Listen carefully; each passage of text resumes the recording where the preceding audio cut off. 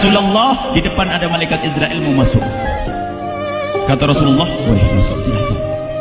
Kemudian malaikat Israel mengucapkan salam, dan setelah mengucapkan salam, malaikat Israel menawarkan, ya Rasulullah, aku disuruh oleh Allah untuk mencabut nyawamu atau membiarkan engkau. Dalam riwayat, aku disuruh oleh Allah untuk memberikan pilihan kepadamu, al-baqa fid dunya, tetap di dunia, atau ar-rafiqul a'la, atau dengan Allah. Nabi Muhammad menjawab, ar-rafiqul a'la, dengan Allah. Kemudian setelah itu Nabi Muhammad berdoa agar umatnya selamat. Setelah ada jaminan umatnya selamat, malaikat Israel, sudahlah, cabut nyawaku kalau memang sudah waktuku. Mulailah Nabi Muhammad dicabut nyawa beliau oleh malaikat Israel. Dan di saat Nabi Muhammad mulai dicabut nyawa beliau oleh malaikat Israel, Nabi Muhammad mengatakan, mahadha, apa ini wahai Israel? Malaikat Israel kemudian menjawab, ya Rasulullah, itu adalah sakaratul maut, itu adalah sakitnya di dalam kematian. Kemudian Nabi Muhammad mengangkat tangannya sambil berucap, la ilaha illallah, inna lil mauti la sakarat, tidak ada Tuhan selain Allah, sungguh di dalam kematian ada sakitnya, sakit kematian, yaitu sakaratul maut. Kemudian Nabi Muhammad memohon, ya Allah, Allahumma khafif alayya sakaratul maut, ya Allah, ringankan sakaratul mautku ini, ya Allah. Dijawab oleh malaikat Israel, ya Rasulullah, itu sudah aku ringankan 70 kali. Nabi Muhammad menoleh, apa malaikat Israel? Sudah kau ringankan 70 kali keringanan? Ya Rasulullah, sungguh aku tidak pernah mencabut seorang hamba lebih lembut dari cara mencabut nyawamu. Ini sudah aku ringankan 70 kali. Setelah itu justru Nabi Muhammad menangis, Israel, 70 kali rasanya masih sakit. Iya ya Rasulullah, memang itu sakaratul maut. Lalu bagaimana engkau mencabut umatku, wahai Israel? Allah, yang diingat siapa? Umat. Kalau engkau mencabutku dengan ringan seperti ini masih sakit, bagaimana engkau mencabut umatku, ya Israel? Dijawab oleh malaikat Israel, umatmu manusia biasa, ya aku cabut, ya Rasulullah, begitu saja. Ya sudah, begitu terus. Nabi Muhammad menangis. Tiba-tiba Nabi Muhammad mengangkat tangan dan memohon kepada Allah, Allah, inna lil mauti la sakarat, la ilaha illallah, inna lil mauti la sakarat, sungguh di dalam kematian ada sakaratul maut. Allahumma khaffif ala ummati sakarat maut, ya Allah, ringankan dari umatku sakaratul maut, wa tsaqqil alayya, dan bebankan kepadaku. Sampai tidak sadar doanya Nabi Muhammad seperti itu, tsaqqil alayya, itu doa cinta. Seorang ibu yang pernah punya anak itu lihat kalau doa Rasulullah ini masih dilakukan. Bagaimana Rasulullah bisa doa begitu? Itu bahasa cinta yang tidak bisa diterjemahkan dengan oleh akal. Seorang ibu kadang-kadang, ibu yang di belakang, ibu mau dikasih sakit oleh Allah? Mau, Bu? Ibu jauh sekali. Ibu mau dikasih sakit? Jawabnya tidak mau. Tapi suatu ketika seorang ibu melihat anaknya sakit, ngomong, sudahlah nak, jangan kamu yang sakit, biar ibu yang sakit. Ada atau tidak? Kenapa ngomong begitu? Itu bahasa cinta itu.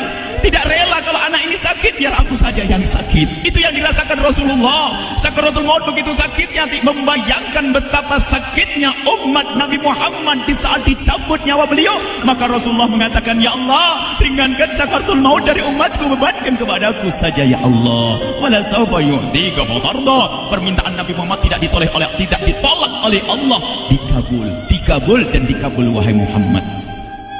Sallu ala Nabi Muhammad. Dan benar, sakaratul maut kita ditahan oleh Rasulullah, ditanggung oleh Rasulullah, sehingga digambarkan oleh Imam Bukhari di saat Nabi Muhammad dicabut nyawa beliau, Siti Aisyah yang ada di situ. Rasulullah berada di pangkuan Siti Aisyah, yang saat itu Siti Aisyah melihat keringat dingin keluar dari kening Rasulullah. Siti Aisyah tidak pernah melihat keringat keluar seperti itu. Bahkan di saat dipegang kepala Rasulullah, panasnya melebihi dari panasnya orang biasa. Setiap kali ada kain dicelupkan di air, ditempelkan di kening Rasulullah, langsung mengering. Saat itu Nabi Muhammad mengucapkan kalimat la ilaha illallah, innal lil mauti la sakarat. Kemudian Nabi Muhammad berpesan dengan banyak pesan, dan di antara pesan Rasulullah adalah akri minni ala ummati salam, akri minni salam ala ummati wa ala man ittaba'ani wa ala man tabi'ani min ila yaumil qiyamati. Aku titip salam kepada umatku dan orang yang mengikutiku sampai hari kiamat. Sadari salam Rasulullah. Sebelum meninggal masih ingat titip salam. Salam kepada siapa? Bukan salam kepada siapa-siapa, tapi salam kepada kita. Maka mari kita mengucapkan salam kepada Rasulullah, karena Rasulullah sudah salam duluan kepada kita. Mari kita sejenak bersalam kepada Rasulullah dan hadirkan Rasulullah ada di mata kita dan di hati kita. Mari kita bersama-sama mengucapkan salam. Assalamualaikum ya Rasulullah. Assalamualaikum ya Rasulullah. Assalamualaikum ya Habiballah. Assalamualaikum ya Nabi Allah. Rasulullah mengucapkan salam untuk kita. Dan di saat itu Rasulullah keringat dingin keluar, maka oleh Siti Aisyah diusap. Oleh Siti Aisyah diusap, bayangkan saat itu Nabi Muhammad di pangkuan Siti Aisyah dan diusap oleh Siti Aisyah. Siti Aisyah berkata, keringat Rasulullah mengucur deras hingga aku usap, dan aku usap dengan tangannya Rasulullah. Diusap dengan tangannya Rasulullah. Siti Aisyah memegang tangan Rasulullah sendiri yang digunakan untuk mengusap keringat Rasulullah. Sahabat bertanya, Aisyah, kenapa harus dengan tangan Rasulullah, tidak dengan tanganmu? Lihat jawab Siti Aisyah, karena tangan Rasulullah lebih lembut dari tanganku. Sallu ala Nabi Muhammad. Masih sempat nyanjung tuh sahabat Nabi. Dalam keadaan begitu masih menyadari kelembutan tangan Rasulullah, jasad Rasulullah, kemuliaan Rasulullah sallallahu alaihi wasallam. Dan aku lebih menginginkan bahwasanya yang menyentuh jidat Nabi Muhammad adalah tangan yang paling mulia di dunia dan di akhirat. Siti Aisyah enggak berani menyentuhkan. Pengennya yang disentuhkan di kening Rasulullah adalah tangannya Rasulullah sallallahu alaihi wasallam. Kemudian setelah itu Nabi Muhammad merasakan sakit yang sangat untuk kita. Kemudian Nabi Muhammad mengangkat tangan tinggi-tinggi mengucapkan la ilaha illallah inna lil mauti lasakarat. Tiba-tiba tangan itu semakin turun dan ditangkap oleh Siti Aisyah. Dan di saat tangan itu jatuh di tangan Siti Aisyah, kemudian tiba-tiba paha Siti Aisyah merasakan berat kepala suci Rasulullah. Dan saat itu Siti Aisyah sadar bahwasanya Rasulullah sudah kembali kepada Allah Subhanahu wa taala. Sallu ala Nabi Muhammad. Siti Aisyah bingung di saat melihat seperti itu. Ditaruh pelan-pelan wajah Rasulullah. Sambil menangis lalu berkata, Rasulullah sudah meninggal. Para sahabat Nabi pada bingung. Sayyidina Ali tiba-tiba terduduk, nggak bisa berdiri. Sayyidina Utsman nggak bisa ngomong. Ada orang, Sayyidina Zaid berkata, aku baru melihat Rasulullah. Setelah ini aku tidak mau melihat lagi selain Rasulullah. Ya Allah, butakan mataku. Aku tidak ingin aku kotori mataku dengan selain Rasulullah. Dan dibutakan oleh Allah.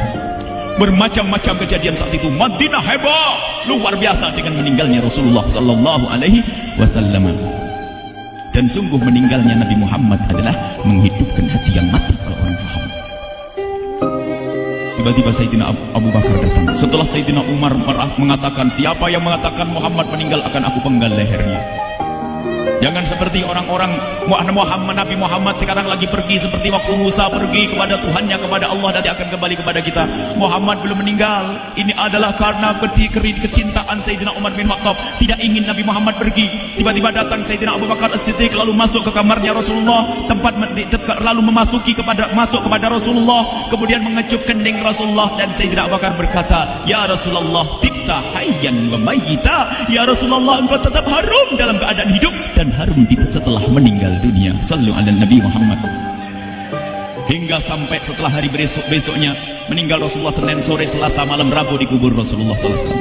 Setelah dikubur, Sayyidat Fatimah bertanya kepada Sayyidina Abdullah ibn Abbas, Sayyidina Anas, wahai Anas, hai Anas, sambil menangis Sayyidat Fatimah di Zahra, hai Anas, bagaimana engkau tega? Atabat anfusukum an tahtu ra'sa Rasulillah. Apakah engkau rela menaburkan debu di atas kepala Rasulullah? Sayyidina Anas menangis kaget, ya saya, wahai binta Rasulillah, kalau kami tidak dilupakan oleh Allah, niscaya tidak ada yang bisa mengubur Rasulullah. Jadi saat itu dilupakan oleh Allah, sehingga mereka tidak menyadari melakukan itu semua. Kalau mereka sadar, tidak akan bisa mengubur Rasulullah sallallahu alaihi wasallam. Ini yang diungkapkan oleh Sayyidina Anas. Kalau seandainya kami tidak dilupakan oleh Allah, niscaya kami tidak akan mampu mengubur Rasulullah sallallahu alaihi wasallam.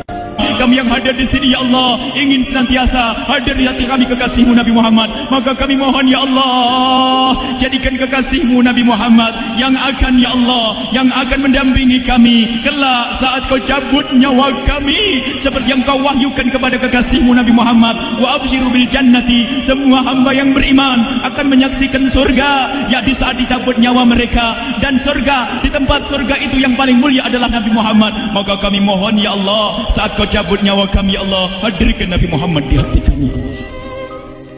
Dan kami mohon ya Allah, saat di alam barzah nanti ya Allah, saat yang sangat mengerikan itu ya Allah, kami mohon hadirkan kekasih-Mu Nabi Muhammad, sehingga kami tidak takut dan gentar lagi dengan malaikat mungkar nakir.